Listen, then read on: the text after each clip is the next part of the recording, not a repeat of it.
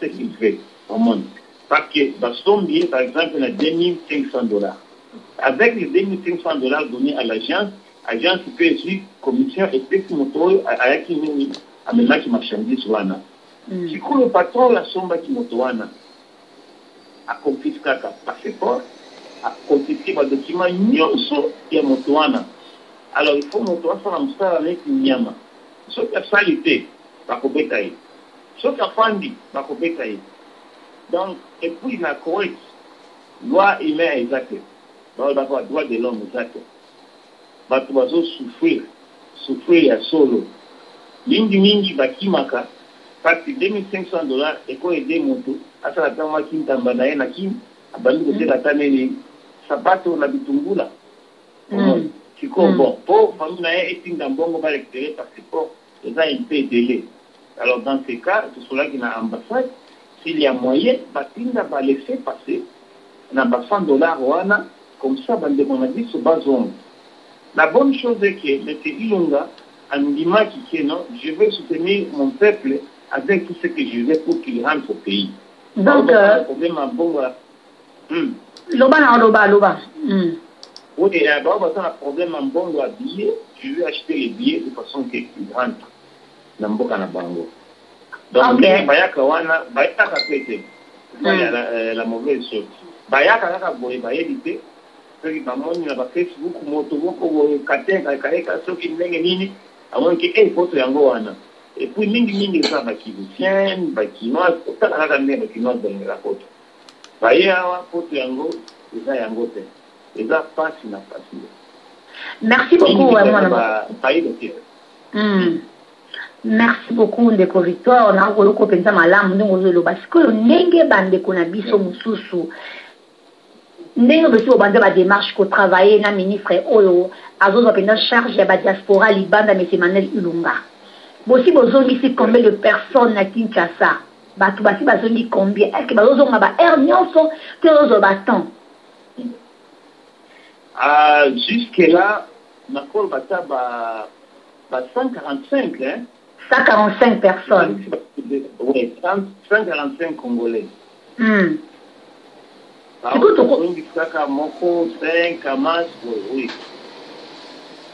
Batu bolinga ba comprendre mon Mikel. Ndenge tozwi ndenge bo récupérer ndeko na biso Suza azawana azane lambati ane lokote azaka bongo.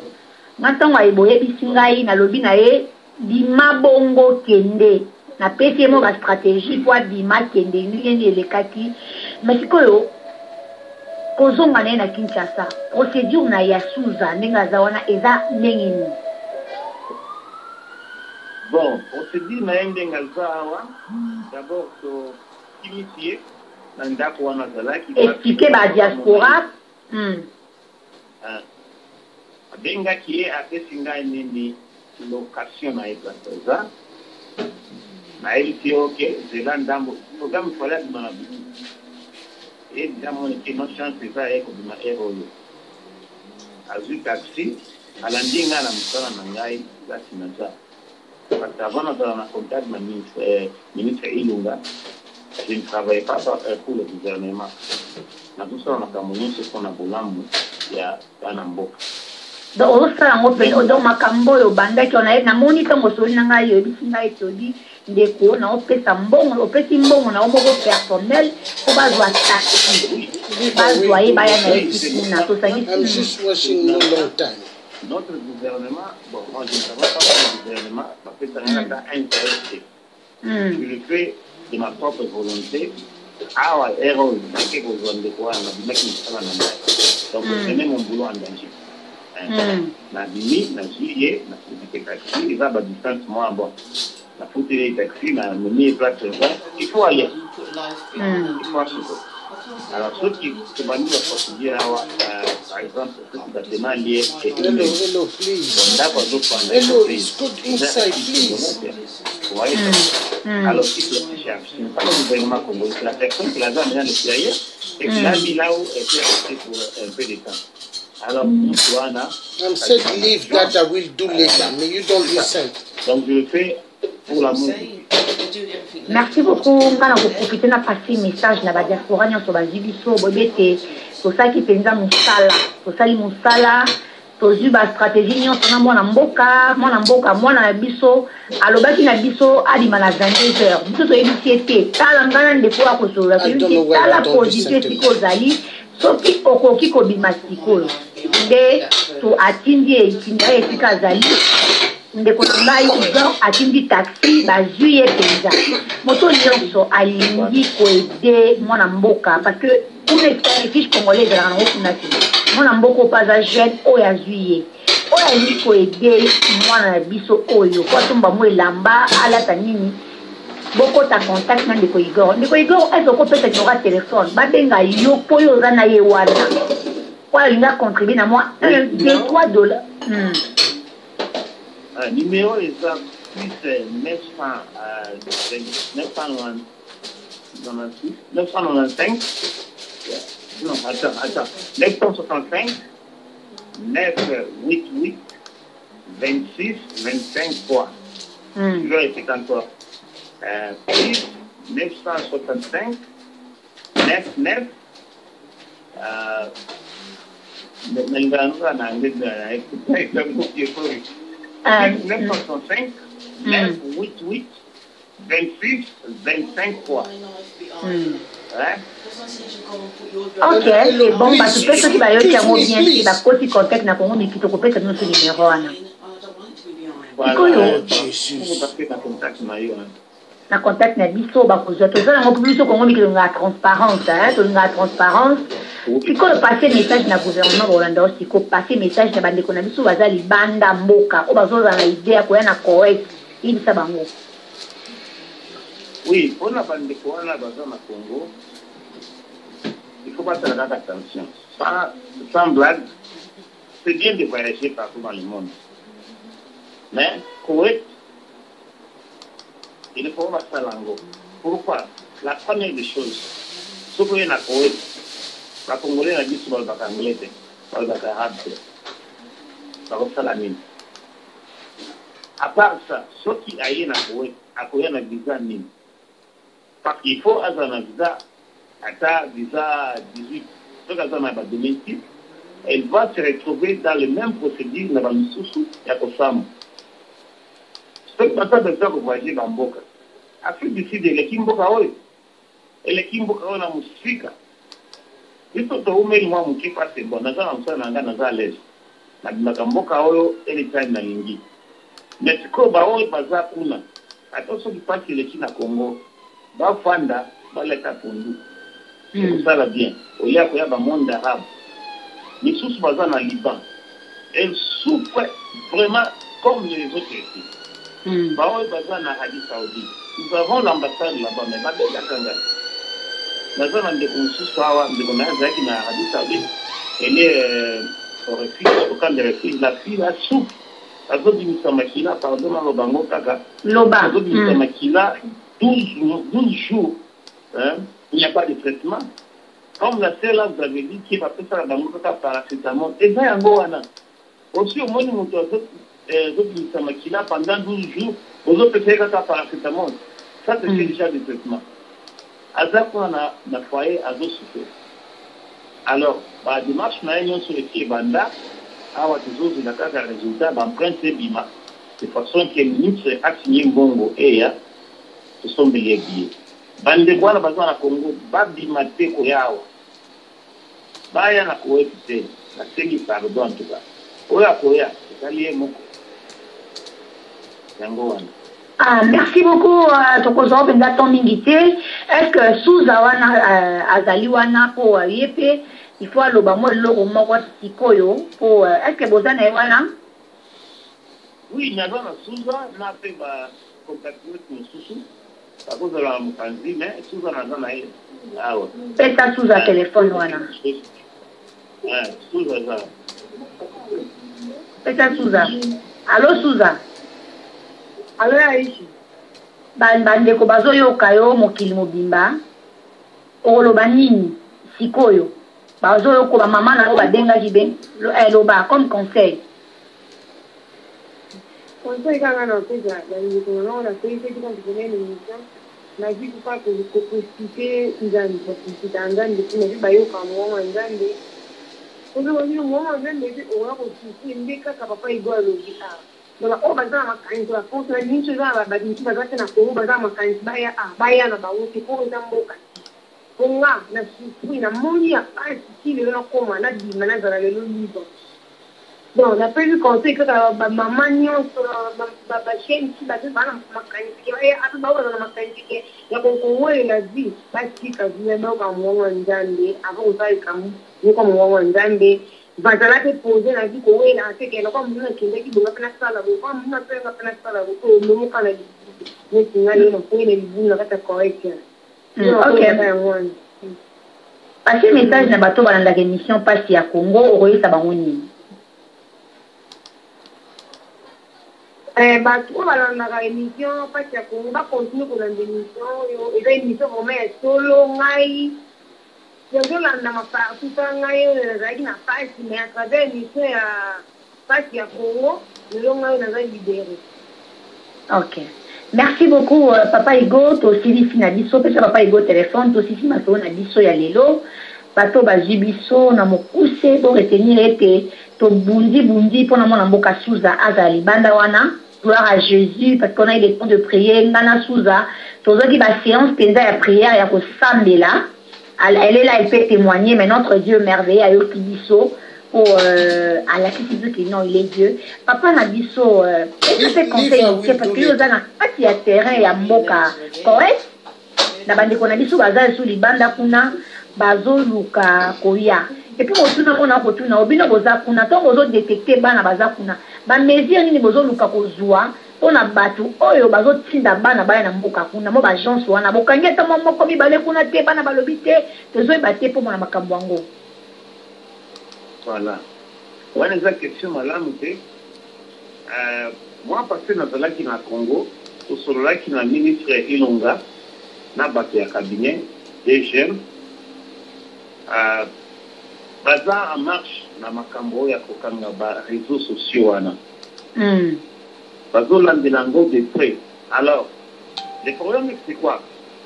On est arrivé à un point là où ba victime bazo lingate koloba bato ba connecta ki bango les agences là parce que on est là pour arrêter les agences pour bato à la l'aise et puis ça bato vérité au monde.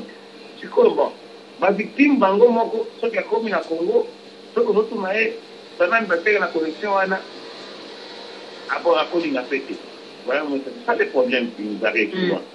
Mais ministre Ilungana batunaye baloba ki bakolandelango kuna na Congo kokanga bato tout bao nyonso qui même ceux qui travaillent avec dans la police qui travaillent à la mer ils seront tous arrêtés pour la protection de nos compatriotes. Ok. Donc, merci.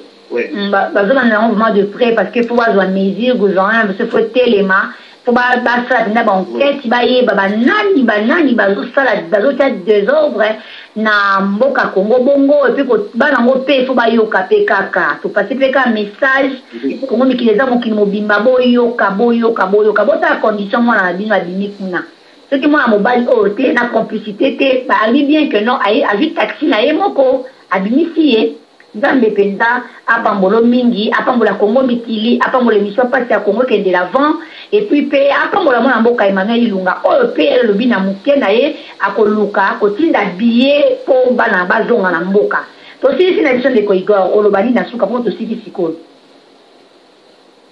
Ouais, en tout cas, c'est fait mingi pour la émission passe ya Congo. Et là, en tout cas, il y a solo na ndimi émission na bino. Na yeba kutupe ke makambo yo lelo ekosalema. Mais ceux qui va détailler nyonso zala kite en tout cas na lingaki na yeba ndeko yo te to lingaki to sauver moto yo pete. Bino bo continuer amsala bozo sala amsala malamu pour que to aider peuple congolais. Biso nyonso to lingana mais dans la main. Donc c'est seulement nous-mêmes nous allons construire notre pays avec l'amour. Ceux qui vont nous aider bakobanda bakosa biso kaka okosa biso ti mokolo Jésus akoya mais tofungola pe miso na bolingo régné baoyo bazoteka bandeko na bango pratika eza lisumu munene devant Dieu pratika makambo wana. Nous savons bien que notre pays a des problèmes, mais il ne faut pas être comme un niveau moko il y a toujours ridiculiser maintenant la nation. Ça c'est ridiculiser la nation.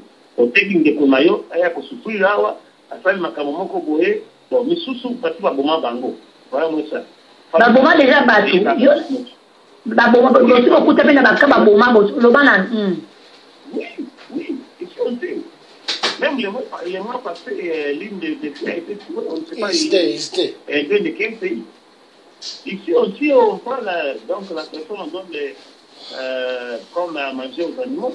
Donc, il y a un désert, comme ça, personne ne saura.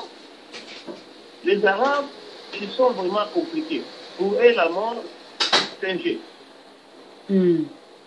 Pour eux, batika. Otekika moto boye osombilipa mais bakiko boma moto famille na epe ati wana batombi sponsor akoboto la iPhone aboto le passeport ndeko ko tazali na chance za na phone na ye misusu na phone te badaka na bandako kuna bazunyo kwama mais ole mususu kada soki alinya tumalipa soki nini asana na ngo c'est pas bien bolingo il faut y revenir biloko nyonso koleka mais bolingo peuple Congo va fungula miso. Merci. Mais mon amboka, et c'est un côté qui est beauté, parce qu'on a besoin de précision. Donc, comme on appelle un niveau au bon moment, on va couper. Vas-y, mon frère va vomir. Oui, tout ça, le témoignage est belé. Et belé, l'une des filles a été tuée dans la maison, parce qu'il y a un frigo. Hein? Parce qu'il y a un frigo. Oui, parce qu'il y a un frigo.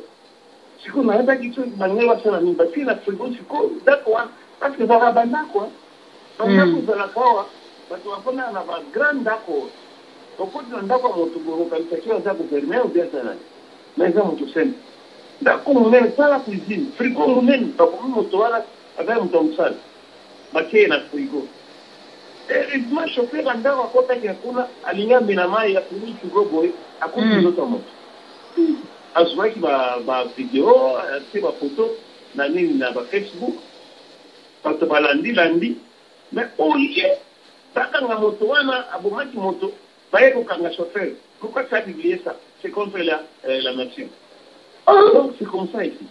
Donc la loi est actée. Non, exact. Ici la première des choses, même ceux qui ont raison, il y a mon paya, va kolanda citizen, balandi d'abord originaire en Mboka. Alors, il y a une raison. Dieu mon père a raison. Parce que les gens qui ont été, ils sont Dieu à Osomba. Non. Ils sont Dieu à Tirana Dako na Bango, ils ont à Pamba, Babomio, les éléments dans la Salade. C'est qu'on n'est pas aussi récupérer bon dans danger dans mosquée hein n'engaza déjà wana bino dans azomi de pas de connaître danger zate moi na pas moi moi mingi te mon amboka ba ko ibe biso yesu te boy bon bah malamu dinga zao azamu malamu parce que tout ça il y a des qui tombent dans le mboka na yo mais la bonne chose est qu'il a coquine il faut aller ndako za malamu parce que c'est katika yawa sans document. Alors, si vous avez check-in, il y a des policiers qui vont vous aider. Pas comme ça. Si vous avez les sponsors, à moins qu'il y en ait qui le pour défendre des poissons. Parce que la personne là peut toutefois arriver à la police et dire que non, maintenant, personne n'a travaillé mangal. Alors qu'il il faut pas faire un bon manga ou le sumbati. Alors, qu'est-ce qu'il doit faire? Ok. Ah, il y a un peu de mbang pas di makaka. Oui, il faut ça en bas ou à Bimanaï, pour la police, qu'on a tiré en Nicanda, parce que les empreintes, ceux qui vont signer empreintes, comme dans la police de faire ça, il y a un gouvernement. Ça veut dire qu'il y a un animal qui est là, on a un animal qui est à souffrir, c'est fini. Mais avant ce bataille, avant Gaï, il y a un animal papa, on a ceux qui ont encore revendiqué. Voilà, moi ça. En tout cas, encore. Ah, ok. Merci. La précision les a très bien. Des connexions à diaspora. moi $1, $2, $3, et ça la bien, to bimisa moi na mboka que na côté ka mai na Congo. Motema pasi. Comment on appelle les konanga congolaise na photo lingana communauté na biso photo lingana. To za bolingo ta ngande ko Igor to bengani to monana te to yoka to soli malamu to zi compromis kitoko lelo de ko Igor akena mbo ne moko transforme na poche azui mwana mboka azo chai $1, $2 na bino bo contacter kuna se ozo ka prendre bien te bo contacter Congo Mikili to ko na contact pour mwana mboka za benda libanda. Merci beaucoup to sisi maso na biso moko lelo pasi ya Congo lelo esili na mokusi to yebisi bino ete mwana mboka suza oto lelo kaki ya yasila 2 jours nzambe la biso asali po azaka toujours na kana biso apesi biso victoire to kozonga su makasi soki kisuza komi na Kinshasa okomona su ba image ndenge aokita na Congo. Merci, bye bye. Voilà, un grand merci na batu balandi émission na biso pasi ya Congo. To pesi bino merci mingi bino ba bolandi biso bino ba bosaka biso penza confiance ebele. Merci na batu abengaki biso mokili mobimba. Tobi boye bona batu baza na Toronto, batu baza na Montréal, batu baza awa na Canada parce que la fille a vraiment la besoin pour vivre. Oui, c'est vrai, son excellence, notre ministre pour avoir s'occuper dans la Cameroun diaspora à l'étranger, mais c'est Emmanuel Ilunga. Il y a lui charge wana ya kotinda biye penze ko utana mboka na biso Congo na mwana mboka azonga na kati ya vie province ya Kinshasa. Mais tobi pona ba ndeko nyonso baza awa pour mona batu azala ndako ya moto. Il faut luka vivre asomba tellement dentifrice, asomba tellement moi miliki amela bon monete sous aninga kauki bobi ko contacter ngai numéro est affiché wana bo bengi ngai bo pesi ngango personnellement to kosaka western nyamba la moko poto tindela mwana kuna esika azali. En tout cas na pesi bino merci mingi.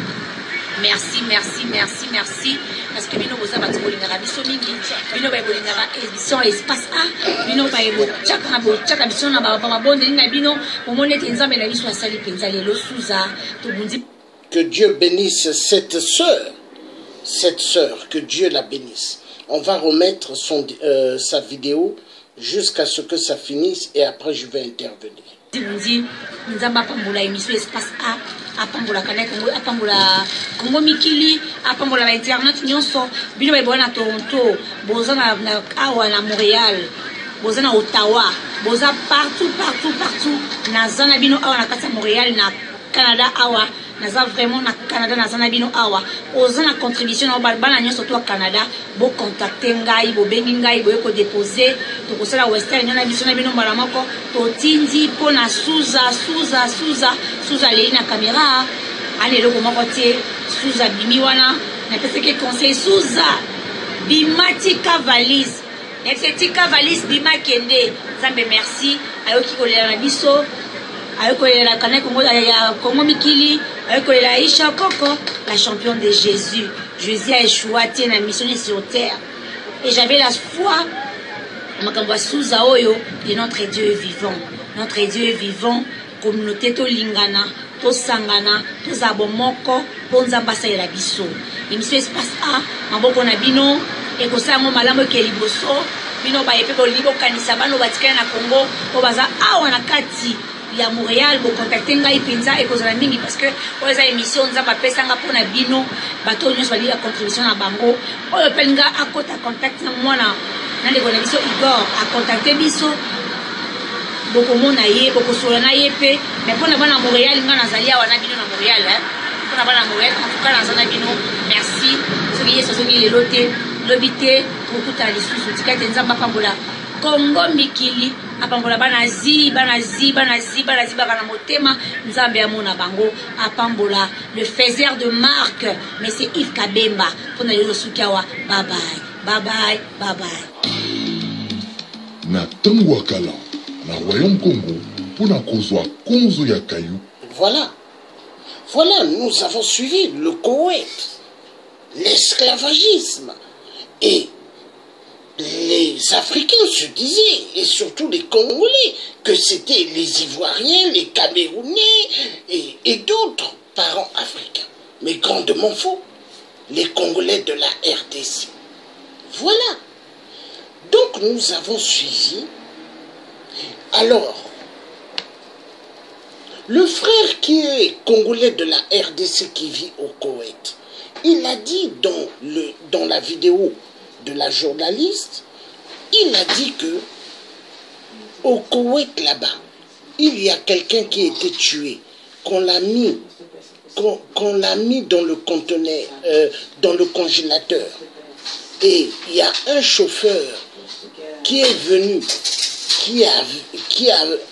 qui était venu dans une maison de quelqu'un qui l'avait amené, et il allait dans la cuisine pour prendre de l'eau. Il a senti une petite odeur. Dès qu'il a ouvert le congélateur, il a vu un cadavre. Il a pris des photos. Et quand il est sorti de la maison, il a mis dans les réseaux sociaux. Et après, au Koweït, les gens ont arrêté ce chauffeur. On dit pourquoi il a mis les photos là sur les réseaux sociaux. Ce n'était pas son problème, il fallait qu'il se taise. Parce qu'au Koweït, on peut tuer un homme noir à n'importe quel moment, il n'y a pas de problème. Voilà. Donc, nous devrons comprendre que nous avons affaire à des Koweïtiens qui sont des asticots. Ce n'est pas des êtres humains. Ce n'est pas des êtres humains. Ils se croient permis à tout parce qu'ils ont beaucoup d'argent. Ils se croient permis à tout parce qu'ils sont riches. Mais en réalité, les Koweïtiens ne dépassent pas le peuple Congo des Congos. Le peuple Congo des Congos sont des peuples bantous, sont des peuples de Papa Simon Kimbangu, sont des peuples de Kimpavita. Et ce peuple doit être respecté. Si aujourd'hui on froisse le peuple congolais de la RDC, c'est à cause de Hippolyte Kanambe, alias voleur du nom de Kabila. Oui, l'homme placé par la communauté internationale du son. Cette communauté qui extermine immensement les Congolais pour les pillages des minéraux. Moïse Katumbi, Félix Tshisekedi, Jean-Pierre Bemba, Vital Kamerhe, nous les avons vus en Belgique, en train de bien manger, en train d'aller faire leurs conférences avec des Blancs, à côté. Ils se croient qu'ils sont des dieux. Mais peuple congolais, telema pona destin na yo. Bomba bakolabo na Congo RDC. Bomba bango, bomba ba Rwandais Tutsi. Soki ozo souffrir, soki ozo kende na Koweït, mboka baza na ba minéraux net Congo RDCT. C'est parce que opposants du ventre baza ba bateau té. Ils ne sont pas là pour le peuple congolais, ils sont là pour leur poche. Ils sont là pour libumu na bango, leur ventre. Et les ventres, il y a ba maîtresse na bango. Peuple congolais, Téléma. Téléma, soulèvement populaire. Téléma, soulèvement populaire. Et la lobby peuple congolais. Bolingi, population na RDC ba Téléma. Botinda mbongo te na Western Union. Botinda mbongo te na Monogram. Car Hippolyte Kanambe, alias voleur du nom de Kabila, utilise le même argent que vous envoyez. Écoutez-moi bien, il faut que ça s'arrête, les Western Union, na Monogram. Il faut Congolais à Téléma. Ceux qui botiki Congolais mbongo te, parce que heure botinda kambongo, bango basombaka bilamba opi ba mosusu mbongo mosusu bakendeke na babar boîte de nuit pona ba mela babina. Mais pendant ce temps mboka eza sous occupation. Congolais fongola miso, Congolais bino nyoso boza na Paris botelema lelo bokende ko renforcer frère Rismo Congo, bokende ko supporter Rismo Congo devant ambassade à Koweït. Nazo benga bino nyoso Congolais bo bima na bandako. J'appelle tous les parents ivoiriens, tous les parents antillais, tous les parents noirs vivant à Paris. Sortez des maisons. Ceux qui vont au travail, qui ont fini, vous avez le temps d'aller devant l'ambassade du Koweït à Paris. L'heure, elle est grave. Il y a des Noirs qui sont tués, des femmes noires au Koweït. Il y a des femmes noires au Koweït qu'on viole. Il y a tout ce qui est incroyable. Je vous appelle Botelema. Que Dieu nous garde bien, nous tous, ainsi que les ancêtres bantous. Et là, je vais mettre une chanson pour clôturer ce direct.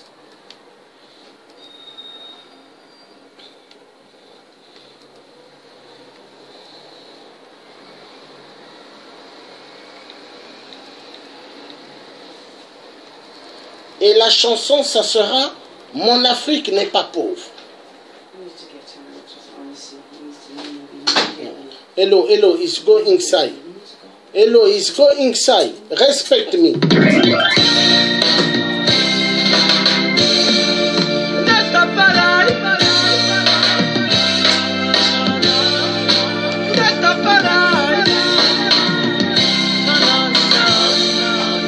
Capitaine Luis m'a dit crier. This is the reggae revolution.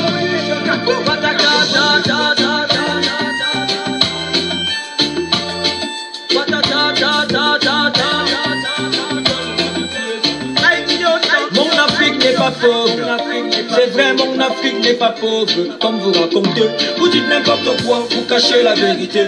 L'Afrique n'est pas ce continent que vous rabaissez. Mon Afrique n'est pas pauvre. C'est vrai, mon Afrique n'est pas pauvre. Yaga yaga yo, vous dites n'importe quoi, vous cachez la vérité. L'Afrique n'est pas ce continent que vous rabaissez.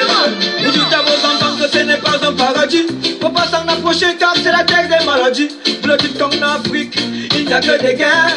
Il n'y a pas de figues, les habitants vivent la misère. Vous dites dans les médias que c'est la terre des terroristes. Vous faites peur à tout le monde avec ces propos racistes. Arrêtez d'endoctriner le peuple avec vos mensonges. Arrêtez ce petit jeu, car voici la vérité. Mon Afrique n'est pas pauvre. C'est vrai, mon Afrique n'est pas pauvre. Comme vous racontez, vous dites n'importe quoi, vous cachez la vérité. L'Afrique n'est pas ce continent que vous rabaissez. Mon Afrique n'est pas pauvre. Oh yo, mon Afrique n'est pas pauvre. Yaga yaga yo, vous dites n'importe quoi, vous cachez la vérité. L'Afrique n'est pas ce continent que vous rabaissez. Vous dites qu'elle est si pauvre, vous discutez cette terre. Elle ne vous sert à rien, mais vous pillez toutes ses richesses. Vous n'avez jamais avoué que vous avez besoin d'elle. Vous vous êtes développé, c'est fait en partie grâce à elle. Le continent de mes ancêtres, je sais ce qu'il faut. Je connais bien son histoire, que vous dévalorisez. Vous la savez tellement riche, vous voulez la posséder. Alors, dites la vérité, on connaît toutes vos idées. Mon Afrique n'est pas pauvre.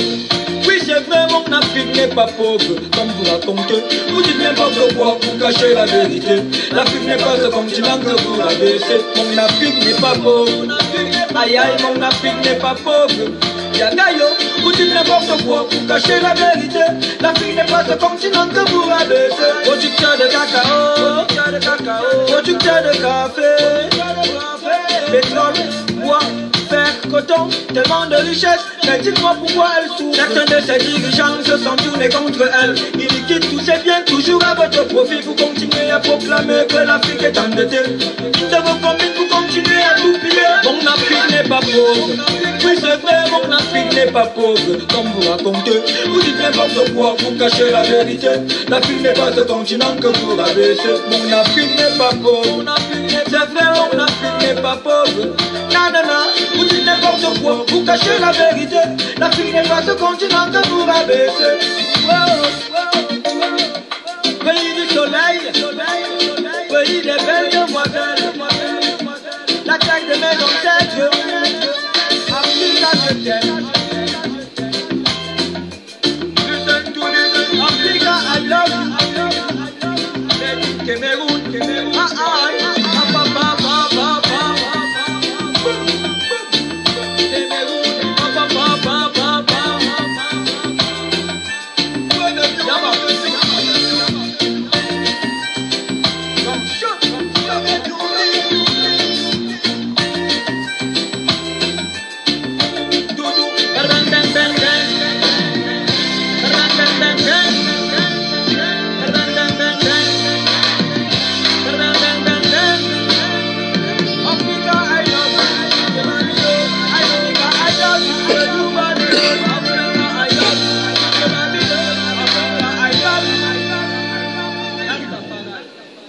Voilà, j'ai fini ce direct, mais avant de partir, j'ai un truc à dire.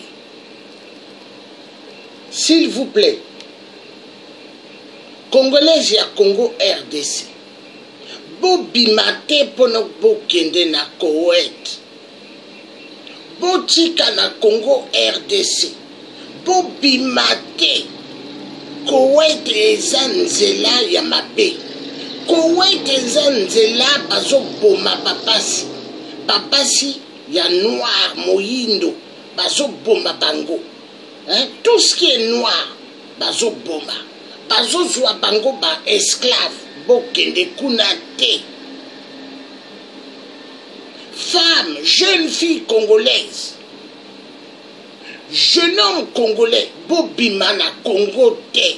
Aucun pays arabe n'est votre terre. Restez chez vous. Ne sortez pas de l'Afrique.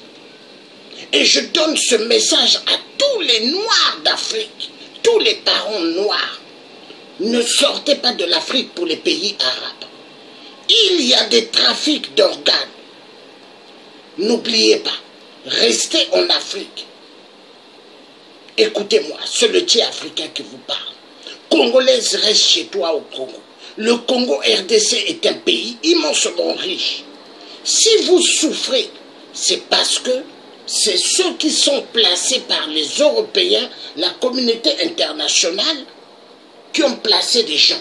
Et cette communauté internationale, c'est eux qui ont pris le Congo RDC en otage. Pona bibo bimana situation wana, soulèvement populaire. L'arme est au Congo RDC. Les doigts sont sur la détente. C'est le Congo RDC qui pourra faire à ce que toute l'Afrique sera libérée. Car tant qu'il n'y aura pas le soulèvement populaire, tant qu'il n'y aura pas la révolution au Congo RDC, tout le peuple africain seront des esclaves et esclaves. Il faut qu'il y ait le soulèvement populaire au Congo. Et il y a un grand travail que nous, les activistes vrais, résistants, nous faisons, ainsi que les combattants. Que Dieu nous donne la force, Papa Simon Kimbangu et Kimpavita et tous nos ancêtres. Que Dieu vous garde. Passez une excellente bon après-midi et à bientôt. Bye bye.